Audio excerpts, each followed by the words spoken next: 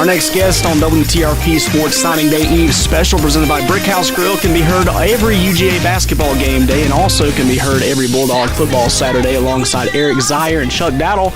It's the voice of the Dogs, Scott Howard. And Mr. Howard, it's a pleasure to have you on the show today. And how are things in Athens this morning? A little rainy, a little damp, but it's better than snow and ice, I can tell you that. Oh, yeah, definitely. We're feeling you here in LaGrange as well. The Dogs' 2013 season really didn't go the way that it was projected to go. There was an injury bug infestation and it bit some of the top players, including Keith Marshall and Aaron Murray.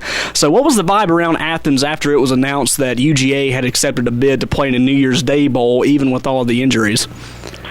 Well, I think there was still a little bit of excitement. The prospect of going to Jacksonville, I think, kind of grew on some folks since Georgia had a lot of familiarity with that location, with that city. Hadn't been in the Gator Bowl in better than 20-something years since Vince Dooley was the coach. So, there was some excitement to get down there and to play Nebraska. I think that was a little bit of a wet blanket on it, perhaps, that Georgia drew the same opponent that they had played the previous year in a bowl game. But outside of that, I think the base, at least in this part of the state, was excited to go and play another game and watch the Dogs play again. One of the reasons that I really enjoy watching Georgia football is Aaron Murray, and now that his regime is over, and it ended in probably one of the worst ways possible with the ACL injury against Kentucky, so now Lassiter High legend Hudson Mason is now the signal caller for UGA. What did you think of the legacy that Aaron Murray leaves behind, and also what was the relationship between Aaron Murray and Hudson Mason, and what can we expect from Hudson Mason this season? Well, I think Aaron will go down as one of the terrific quarterbacks in Georgia history. There are no championships to go with his tenure, unfortunately. But I mean, his play on the field and his performance in the classroom and his ability to adapt to the fan base and his off the field stuff. I mean, his community work, and I mean, he's an outstanding guy. That's the first thing. Certainly, people will look to see if there were any championships, any rings with Aaron Murray. There weren't, but he does have the legacy of being the all-time leading passer in the Southeastern Conference. So his numbers bear out his ability to play the game. Certainly. His relationship with Hudson Mason, it sounded like it was you probably could call it mentor and teacher, or mentor and student, perhaps. I'm sure Hudson was battling in there to play for the entire time he's been in school here, and the entire time that Murray is here. He wanted the starting job as much as Aaron did, but Aaron had the edge and certainly lived up to it. So I don't know, maybe the mentor student thing is not the accurate description, but I think their relationship was fine as far as I know anyway, and we're all looking forward to Hudson getting an opportunity to see what he can do next year if he wins the job. All right, we're going to ask one more question about the 2013 season. Now it's November the 16th, and the Bulldogs have just scored 21 unanswered points to lead Auburn. There's 25 seconds left, 4th and 18, and then what could possibly be a broadcaster's dream or a broadcaster's nightmare, depending on what side you're on, unfolded, and Auburn took the lead. So on the 4th and 18 play, what was going through your mind before the play was called, and what was the vibe around the press box with Eric and Chuck after the touchdown? Well, I think going through my head, I don't even know if I can recall it, but I can tell you the last thing that was going through my head, that they were going to win the game on that play. There's always a chance that they could get a first down and continue the possession and continue the drive. That's what I thought. I had no inclination that they would try to win it all on that particular play. On 4th and 18, if it's me, I'm thinking, let's just get the first down and see if we can continue this thing and give ourselves a shot. Because when you're 73 yards away or whatever it was at the time, your chances of getting a touchdown on that play that's not a very high percentage play. But that's what was going through my mind. Okay, these guys are going to try to get the first down, not the touchdown. And even as they threw the ball down the field, and we had 3 defenders in the area, and they had 1 receiver that looked like at the time when the ball was coming down that he was giving up on the play, that all we needed to do is knock the ball to the ground, or we even had a guy that was poised to intercept it before it was batted away right in front of him. It didn't happen for Georgia that day, and that was certainly a travesty at that moment. As far as after that fact, it was stunning. It was stunning. We didn't talk to Chuck until we got into the post-game show, and obviously it was a very somber experience in the post-game show with Chuck Dowdle and Coach Richt and that whole scene. But I think Aaron put it the best. He had one of the better lines of the year. Georgia came back and took the lead and was poised to win the game, and then didn't win the game. But I think his comment was, after that touchdown, is it was a game that we never should have been in, and then in the end, it was a game we never should have lost. So, unfortunately, we did, and you just try to move on as best you can from that Auburn defeat. Yeah, I remember that day very well, too. I woke up that morning thinking, you know what? I haven't had a Saturday off in a long time. I'm going to sit at home, just watch a ton of college football. And then finally one of my friends said, hey, come to Auburn, and we'll watch the game. So I thought, okay. I bought a ticket and sat with the Georgia faithful and was just as shocked as anyone else was, because I still couldn't believe it happened until after the game, because and it's just one of those things you really don't expect to see every day and something you won't see every day. But now we're going to move on to the 2014 season. There have been talks that Georgia could win the SEC East with the hires of Jeremy Pruitt, or as I like to call him, the Lord of the Rings, winning the last 3 national championships. And you have Tracy Rocker to coach the defense. Georgia will have Todd Gurley and Keith Marshall healthy again. So what is your take on the new hires, and who are some of the returning players that can make an impact in 2014? Well, it looks like the guys that have been hired to come in and coach the defense certainly have the credentials and the pedigree. You never know until they get here and they start coaching games and they start coaching practice and all of that stuff. But it looks to be a good situation for Georgia. Everyone that I've talked to is very excited about Jeremy Pruitt coming on board as the defensive coordinator, and then most recently with Tracy Rocker. And I was in Auburn just this past weekend for basketball, and you get a chance to see Tracy Rocker's giant photograph on the side of Jordan-Hare Stadium. So that's a bit of irony, perhaps, considering what happened last year, and now all of a sudden he's at Georgia's as an assistant coach. So, I like the hires. I think they're going to be good. We're seeing their ability to get out on the road and try to bring some players into the fold here as recruiting winds down. So, as you know, that's a key part of the position. That's an ultimate part of the job. Can you bring players in? Can you recruit the guys to get here, to coach them up to win those championships? So hopefully all these guys are able to do that. It's as far as what Georgia has coming back, they don't lose a great deal on offense. Obviously we were talking about Aaron earlier and his career being over in the Kentucky game when he sustained the knee injury, but he's gone, and we lose a couple of key linemen, I think, which may prove to hurt us the most, probably over the long haul. They've got some experience behind them coming back, guys that have had a chance to play a little bit, not necessarily start, but hopefully they'll be able to piece that together and find their right mix of 5 or 6 guys on the offensive front. The running back situation seems to be very strong, which makes a lot of people smile in the Bulldog Nation with Todd Gurley, and hopefully Keith Marshall will be healthy enough to go and recovered from his knee injury. And then what we perceive to be their supporters coming in behind them, if the guys that have committed are signing with the Bulldogs, then it looks pretty good there as far as the running back situation is concerned. Georgia will look very deep, considering what they already have and then what's coming in as well. Receiving core is, God, who do we lose there? I'm trying to think off the top of my head.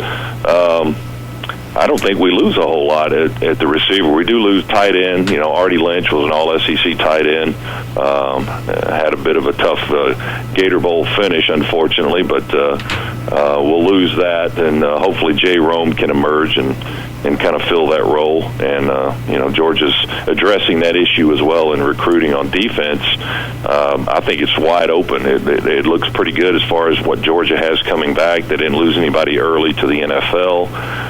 Hopefully they can supplement that secondary, and Damian Swan bounces back from what was a subpar year for him, and those young guys grow into their positions in the secondary under a new coach and new leadership, and Dogs be in good shape come August 30th, I think it is, when they suit it up and go against Clemson and get the season started. One of the most respected head coaches in the game is Mark Richt, and of course, he rarely curses, and maybe a few derns and goshes along the way, but he's all around just a great coach, and you probably spend more time around Coach Richt than the average fan.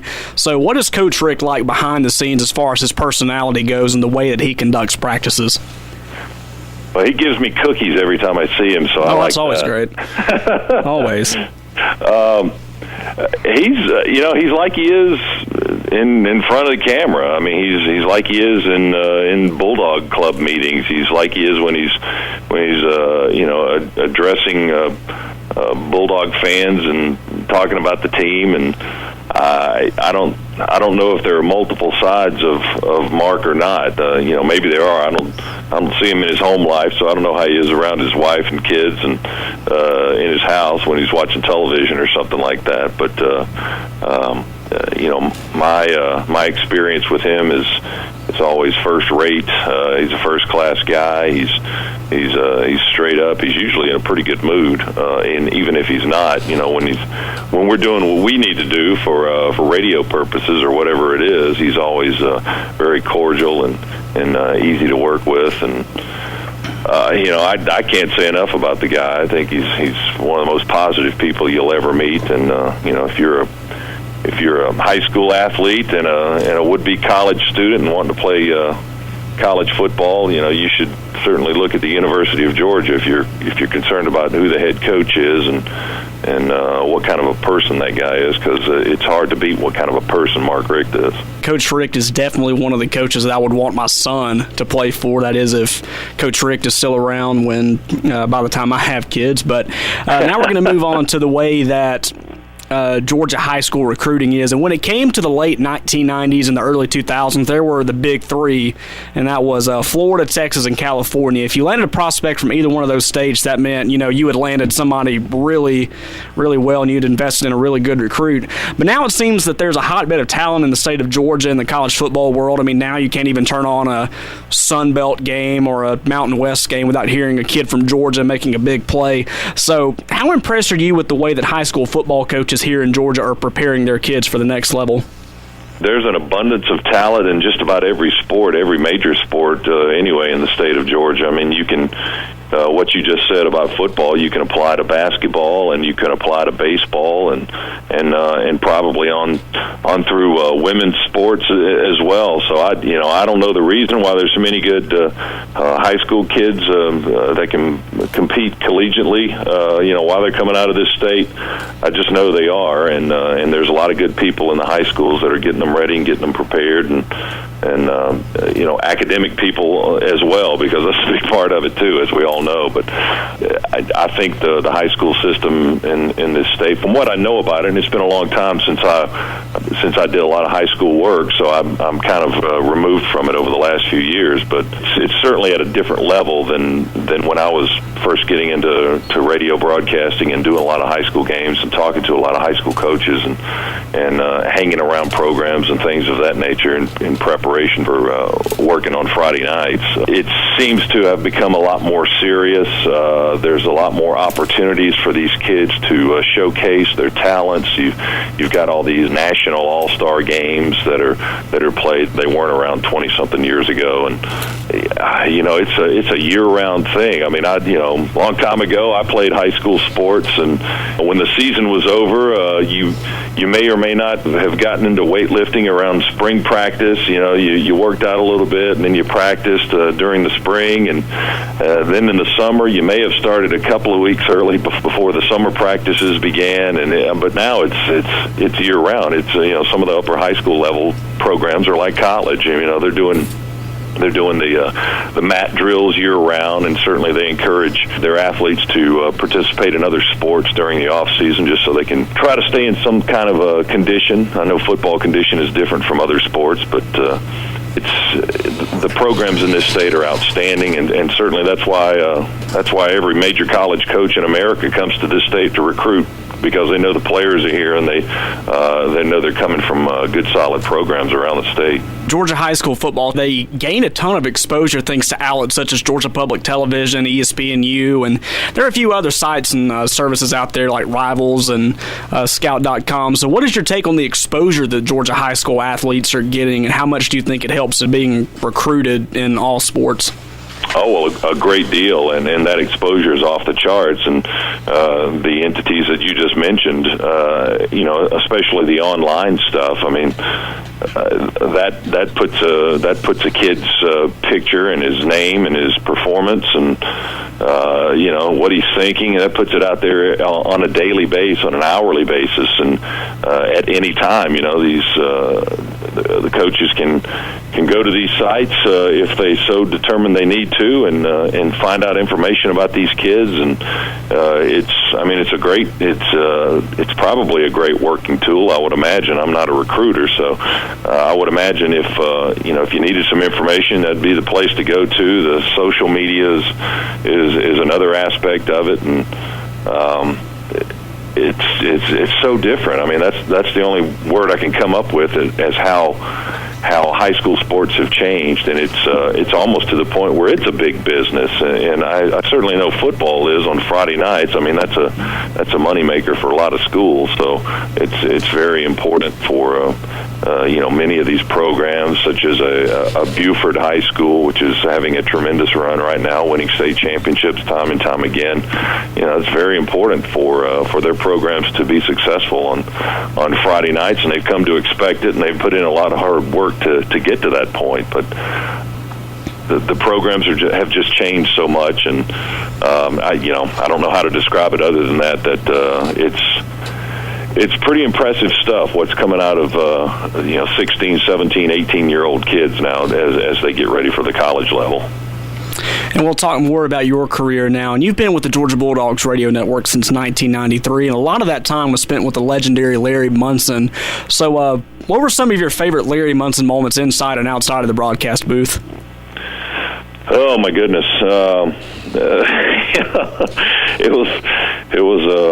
It was a great thrill to work with Larry as long as I got to. I believe it was about 15 years of on-air stuff, and even working around him and doing some stuff locally about 4 years prior to that. So it was a great pleasure to get to know Larry, and who truly was a broadcasting legend, certainly in this state and in college football. He's a Hall of Fame guy, and it was early on in my career. It was certainly an eye-opening experience for me to be able to work with him. As far as some great moments. I guess the moments I remember first are some of the great calls that he had in games that we were working, and I always go back to Tennessee in 2001 and in Knoxville when David Green hits Veron Haynes for the winning touchdown to snatch defeat from the jaws of victory there for Tennessee, and Georgia exited the stadium with a win and snapped a long losing streak to the Volunteers in Knoxville, and Munson comes up with the hobnail boot call that's legendary, and I never get tired of hearing that. Just because the aftermath of the call, it was almost so surprising that when Larry was calling, the actual description of the play is not the great part of that call. It's his emotion pouring out of himself after that, because he had this great disdain for Tennessee after all his years working at Vanderbilt and then again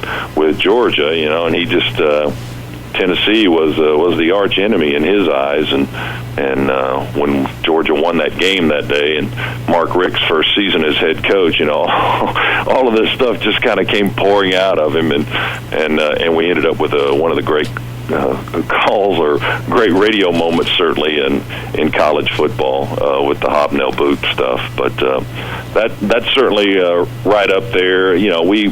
When we traveled, the broadcast team would have dinner on the road on Friday nights. Those were a lot of fun, just kind of sitting around and not necessarily talking football, but just talking stuff in general, just life in general, or whatever was on everybody's minds, and just being able to share those moments and that camaraderie with all those guys was great fun over the years. And I was younger in those days, and it was, like I said, it was kind of eye opening, and I did a lot of listening and not necessarily a lot of talking at that time, and just tried to soak it all in. You began calling football games in 2007 on the road, but eventually that turned into a full-time play-by-play announcer job. So since 2007, what are some of the most memorable games that you were proud to be a part of?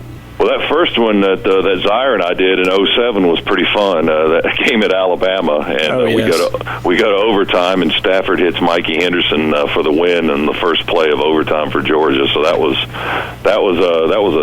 a terrific game to start with. As far as the finish, I can tell you that.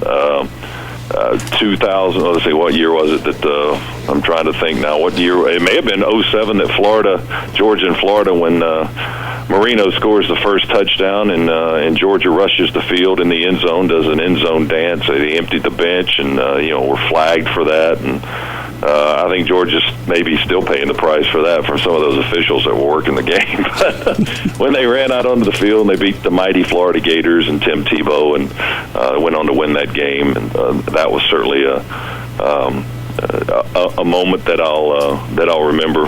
I can't remember the year right off the top of my head. I'm pretty sure it was 2007, but I remember the moment anyway, and just being just flabbergasted at what the heck they were doing. It's like, why are they rushing off the field? Why are there 50 guys in the end zone? That's going to be a penalty. And and Zaire comes in and says, well, at this point, our history with Florida at that time was not very good. And he said, I don't think these guys care. They'll take a 15-yard penalty to enjoy this moment and hopefully have this moment drive them for the rest of the game. And as it turned out, that was the case, and Georgia went on to that win. But there have been a lot of good games, a lot of excitement. We've been in the SEC championship game a couple of times. The loss to Alabama certainly stung a lot when you come up that short with, that the carrot on the end of that stick on the other side was a pretty large and important one, and Georgia just came up a little bit short to Alabama in the SEC championship game a couple of years ago. So the game was outstanding. The outcome was not, certainly from a Georgia perspective, but those kind of moments are long-lasting, and they'll be with me forever. And before you made it into Athens to study broadcast journalism, what was it about the media that made you want to pursue this career, and what has your journey been like from student to the voice of the Dogs along the way? Well, I've always been fascinated with radio. I've never done a lot of TV work, and never had a desire to do that. I just always wanted to see what life in radio was about, even as a kid. I wanted to be a disc jockey, and my first paying job, my first job in radio was at the University of Georgia, working for the student station in a volunteer basis. So I got a taste of what all of that stuff was about, and I got to be a disc jockey, and I got to be a news reader. And oddly, I didn't get to do any sports while I was at WUOG in Athens, but I did do news, and I was on the air spinning some records back then. and it kind of, it was really everything I thought it was going to be, and it was something that I wanted to pursue, and